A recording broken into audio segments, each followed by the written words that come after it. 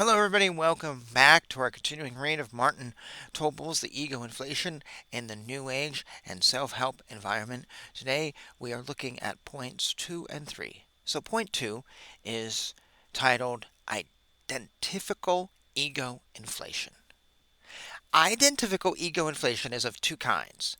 One, identification with an outer power which does not belong to the ego. So, an institution, a teacher, others' techniques, meditations, etc.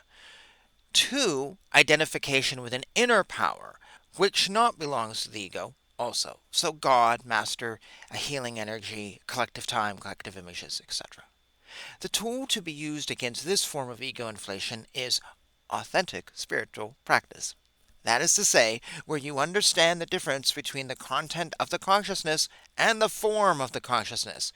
That in neutrality to separate yourself from the content of the consciousness, for thereby to direct yourself towards the form of consciousness, discrimination, which again is a central part of critical thinking. Part 3, Euphorical Ego Inflation. The euphorical ego inflation is mainly due to an upstreaming energy. There are then real transformation processes in the chakra system and the transformed, or released, that is, and energy is rising upwards. It feels and is described this way, for then in the consciousness to bring about states of ecstasy, spiritual intoxication, exaltation, blissfulness, etc. Oneness consciousness as a spiritual crisis belongs to euphorical ego inflation. Mystics in the West have called this euphorical ego inflation jubilatio. It can escalate and completely take the ground connection away from a human being, so you think that you can fly, that you can be carried by angels.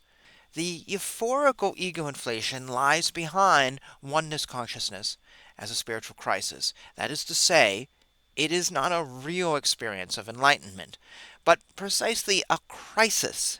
Rather than being a genuine mystical experience, it is a so called peak experience. It is without doubt the euphorical ego inflation which lies behind the so called Diksha phenomena, that being the transfer of enlightened energy or one consciousness. The Diksha phenomena is today especially connected with the Oneness Diksha movement, which is founded by Amma and Bhagavan, two Indian gurus, wife and husband, who claim they have created the entire universe and are the first 100% avatars throughout history. And that mankind will get enlightenment only if we cooperate with them. The movement spreads as lightning these days, with slogans such as "Become enlightened in 21 days," for a huge sum of money, of course. Thousands of people walk around and are claiming they are enlightened and themselves able to give the enlightenment forward to others. After you yourself have become enlightened, you are becoming a oneness blessing giver and are ready to make money. What a surprise! You are even given a certificate on this. Why on earth waste time training yourself cognitional and ethical stuff when you, after all, just have to have the enlightenment transferred by a oneness blessing giver? That's it. You just need to find someone with a certificate and you are automatically enlightened. These many enlightened people never have experienced anything at all, but have become seduced into a web of lies because the movement functions in that way, that you yourself shall get a hold of new members by telling them about how your life has been changed after now you have become enlightened with a certificate, and you will, after all, prefer to keep a straight face to members that you have brought about, and not reveal your lack of experiences. This is ego inflation. The spreading of the message is functioning in precisely the same multi-level marketing sales networking way as large group awareness training programs, the law of attraction, and so on. Probably because of the involvement of the famous American success coach Tony Robbins, who has trained the movement's teachers in successful coaching. Tony Robbins is probably the most successful graduate of the neuro-linguistic programming movement.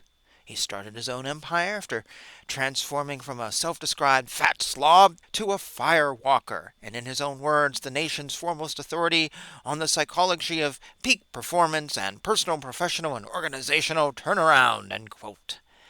Uh, He even says, quote, I built my fortune by modeling the success of others. Now you can copy my mindset and make your millions, end quote. Tony Robbins is himself apparently a designated oneness blessing giver, and oneness blessing is apparently a regular part of his seminars today.